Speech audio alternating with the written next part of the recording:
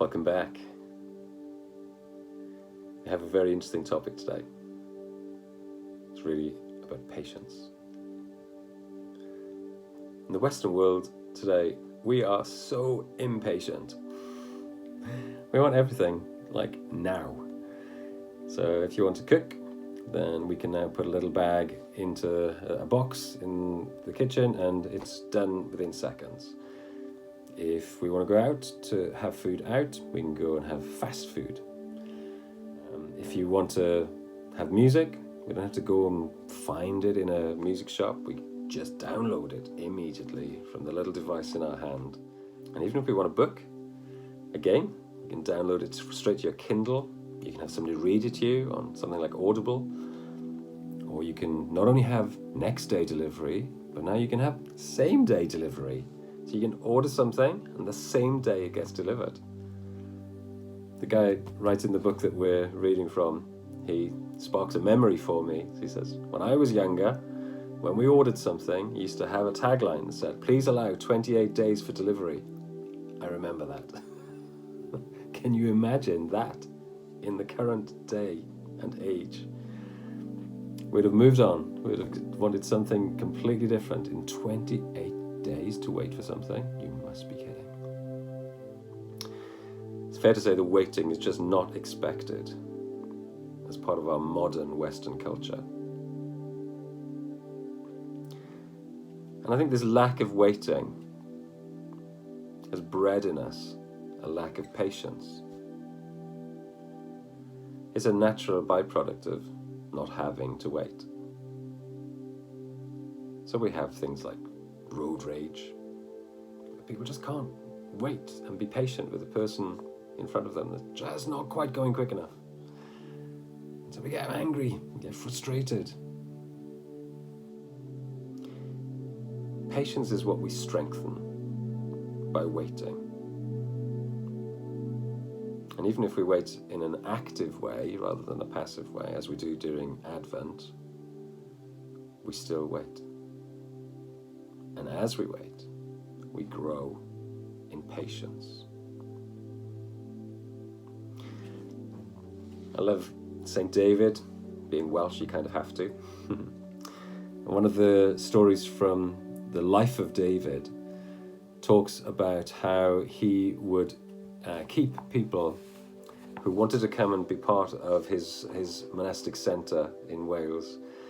They'd come and they'd knock on the door and they'd make it clear that they wanted to come and join the monastic centre, and he would leave them at the door. And he wouldn't just leave them at the door for 1 day or 2 days, he would leave them at the door for 10 days. So if somebody wanted to come and join, as a practice, they would leave them standing at the door for 10 days. And for him, it was a way of making sure that this person understood that they definitely wanted to join this monastic centre. This was a calling, this was something that they wanted to respond to, and they were willing to wait, and they were willing to be patient, because this is definitely something that they wanted. And he probably understood that if they were willing to wait in the physical sense like that, then they were probably going to be better, or better trained at least, in patiently waiting in the spiritual world.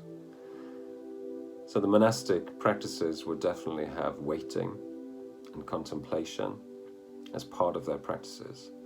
The ability to patiently wait, listen to the voice of God, discern the movement of the Spirit of God in a person's emotions. So the same is true today.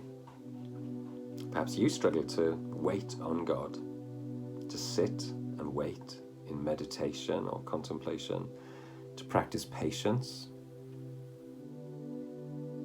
Or maybe you could try doing exactly that, practice patience in some physical aspect of your life. And as you build up that resilience, that ability to wait, to be patient, then actually waiting on God becomes easier. Let's think about these things. How patient are you?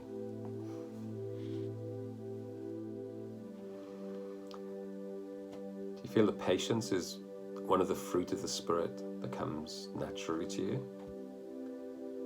Or does that particular fruit maybe need a little bit more work, a little bit more digging, a little bit more weeding, a little bit more turning the soil over, a little bit more fertilizer, a little bit more effort?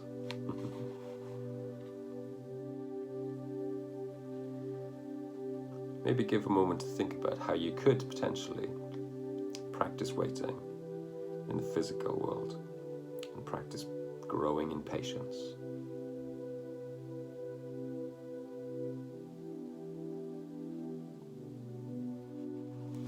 Perhaps if it's not urgent, you could do something as simple as waiting for a few days between seeing something you want and actually clicking buy.